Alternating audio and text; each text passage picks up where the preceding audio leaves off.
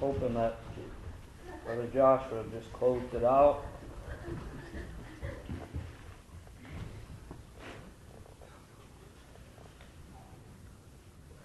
I feel awful weak within myself most of the time that I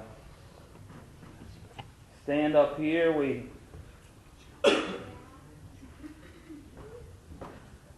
live in a world, Brother Chad, that has me all week long trying to plan my life. Trying to make it run just as smooth as I can make it run. And from Monday morning on, Brother Chad, it's, well, I have to get this done, and I'm trying to make this goal happen, and I'm trying to plan all these things. And I find myself getting down on my knees sometimes. I find myself getting down on my knees last night saying, Lord, help me to shut this world off just for a minute. Yeah. Help me, I can't seem to get all my plans out of the way. Yeah. We live in such a way that my whole life is based on this, trying to make it run smooth, Brother Darrell. And I don't know what the case will be with me. I would hope that God would use me for a minute, Brother Chad. Yeah, and He will. That no matter all the plans that I have in my life and all the goals that I wish to achieve, nothing is more important to me. As much as it would look like I'm trying to build all these things, the only thing at the end of the day, when I lay my head down on my pillow, is how do I get this world to understand what a great God that I have? How do I make them understand just what joy that I found in this man named Jesus had? I want to ask everyone to consider, and I would hope that I would say something that would make you think about your life today, to make you consider the whole matter today, that when all your friends and all your family are away, and you lay your head down on your pillow and you're honest with yourself, are you okay with the Lord today or not? Or are you saved? I would like to ask the world today to go in each and every one. How awkward maybe that it would seem, Brother Chad, but have you ever just walked up and asked anyone, are you saved or not? Because you worry maybe they're going to say no, and I don't want to hurt their feelings, but I'm sorry, Brother Chad, that maybe we need to hurt a feeling or two sometimes to make this world understand, to make them consider, Brother Elisha, that guess what? We always want to make everyone feel so good, and don't let me hurt your feelings, Brother Thomas, and don't let me step on your toes, and don't get me wrong with this, Brother Chad. I mean it. I hope in a good way, but sometimes we forget to ask the important questions. Sometimes that maybe people aren't considering the whole matter this morning. I want you to consider. Guess what? This little guy here, I wouldn't know what to do if he didn't run over and let me pick him up anymore. That's how much joy that I would get out of it, Brother Chad. That maybe, just like my own children, that maybe one day down the road, it's not a sermon that he'll remember, but he'll remember the love from the brothers and the sisters today, brother. And that's what I want to instill in these young children here, Brother Earl. Yeah. So when the world does start, I'm telling you, we have our whole world set up backwards, and yes, we do. Oh man, one time it's written like this. It said that it was a rich king, and he began to consider the whole matter, and everything that he kept coming back to is it now all vanity and vexation? He said that he went out and he built all the houses that he could. He said, I built great houses, and I got me servants.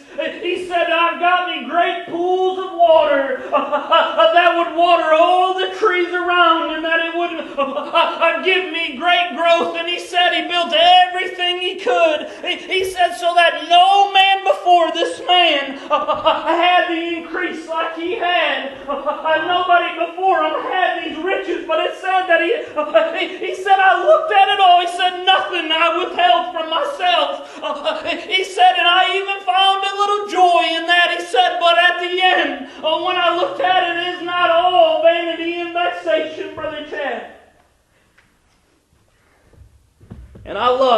searched it out with everything that was in them. And he began to search, and it said at the end, he said, let us hear the whole conclusion of the matter. The whole matter is said to fear God and to keep His commandments. He said, for this is the whole duty of man. And right after that it said, for God shall bring every work into judgment with every secret thing, whether it be good or whether it be evil. You know, the Bible, it also says this. It says, for they, being ignorant of God's righteousness and going about to establish their own righteousness, have not submitted themselves unto the righteousness of God. I got news. I know it sounds like a mouthful, but I always look at it just like this. How many times are we bending God to fit our lives? We want to take the way we live, and we want to put God where He fits in. We want to take little pieces and we want to put them in. So heaven forbid we wouldn't change ourselves around God. I got news. That's what that scripture's talking about. It's not submitting yourselves unto the righteousness of God. Brother Darrell, I got news. This world needs to consider the whole matter today. Yes, they do. That it's not. The whole matter. You need to ask yourself. You need to consider, are you here? I got news. I look out at our little church house and I love each and every one. Brother Chad, and I would look out and I would say, I can't see a one that I would look out and say, this is your first time ever coming out to church. But you know, is it just coming out to church? Is it just hearing the words? I got news, a little barber shop, and everyone's heard the story.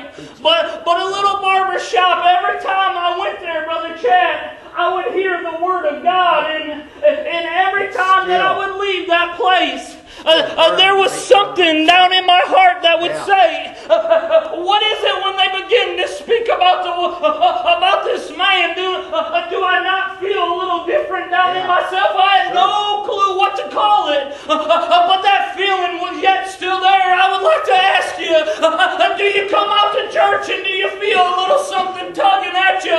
Do you feel a little calling, a little, guess what? I know you do, because the Lord, He loves you today. That's how I know that He's calling to you. Brother Josh, I got news. You're not left out today. But there is a man that said to cast your cares on me, for I care for you. Guess what? That's how I know He's calling. But guess what? What do you do when you go home? Do you just cast them aside and say, Lord, I'll go back next week and maybe I'll listen a little better. I'm not trying to be harsh, but I want you to understand. What is it? What great things do you have in your life? Yeah. What is this great thing that you're holding on to? That you would say, Lord, just wait a little bit. God, I'm not ready for you. You tell me what greatness that you got. Is it worth standing in front of a crowd about and getting up and shouting and telling them how good it is? Brother Thomas, I'm not here for a natural paycheck. But guess what? I found something so great to me, Brother Chad, that it would cause me to get up in front of men and women, whether I know them or not, and proclaim the greatness of this man named Jesus. That's what it's all about. I'm telling you today, I don't know what you're trying to hold on to.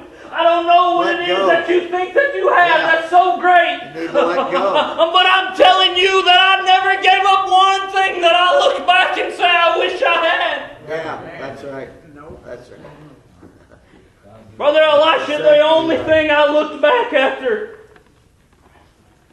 it was all said and done, I looked back and I said, Lord, I was so scared on giving up things. I was so scared that I would have to give up everything I gave up, Brother Elisha. I looked back and I said, I shouldn't have been doing that in the first place. That wasn't even building me up. That was tearing me down that I gave up right there. Yeah. I found a God full of increase. I found a God full of joy today. Maybe not natural increase, but guess what?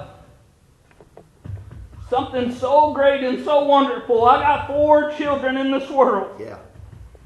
And every one of them, Sister Kathy, I watch them grow up from little babies, and I watch them, and they're all just a little different. This one's a little bit more outgoing, and this one's a little bit more bashful. This one maybe has a little bit more of a tender heart, and this one's a little tougher.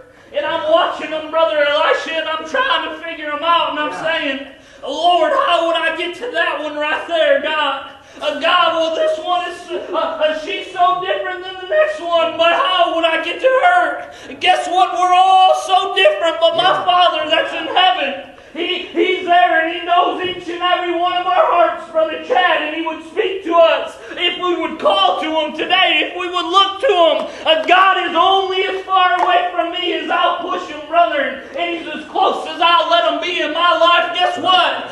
Quit fooling yourself today, because guess what? The reward is there, and all you're doing is pushing it out of your life. I got news, my God, He is great today, and He'll be there for you just like He is there for me. Guess what? One would look at the Bible and they would say, those are just stories. Those are just, well, guess what? I've got little miracles sitting on every bench. Brother, in this little church, if you'll just go and listen to them a little bit. Yeah, that's right. I'm telling you, God is so real to me that I would want my whole life based on Him. That everything, we need to just put the foolishness aside. And I'm telling you, there is nothing in your life. Do your children know where you stand today?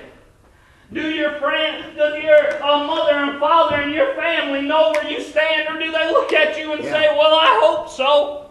I got news, that's a scary place to be today. And I don't want my children to ever doubt, but guess what? I want them to know that if the next car accident you hear about is me down the road, that my children, they would look and that they would never question Brother Chad, but that they would say, my daddy, he's going to heaven, and one day I can go there if I'll see this man that he preached about. I don't want to leave a doubt in this world that my children, that they would know that daddy, he served a man named Jesus. Guess what? You want a great story to tell in your life. You want some great thing. Look how wonderful it is. Guess what? My greatest story is when I told this world I've had enough of you. And I'm going to serve that man named Jesus. Guess what? That's the story that I want this world to know. That is the greatest story. Guess what? Jesus, He said, all these miracles you hear about, even greater shall you do. Brother, this is the greatest miracle. Is when I stepped out of this world and I stepped on over Popo and I said, I'm going to live for you. And guess what? You're the only one robbing yourself today. And it's time to put the foolishness aside, and it's time to come on home, brother. I'll lay all your excuses aside and get real with yourself and consider the whole matter today. Brother Chad, you go ahead and start in the song. I'm telling you, my God, He is so great to me that when I'm feeling about this small, He would pick me up and I would want to jump all over the place, Brother Chad. I'm telling you today that this man is so full of love, he would leave us all ashamed of ourselves. I'm thinking how great He is, Brother Chad. Yeah. And He's there and He's calling for each and every one of you today. Waiting on you to quit holding on to the pew. Church doors and to is accept open. them into your life. If there's anybody here that pray and feels like the Lord has saved their soul, there's no greater time than right now.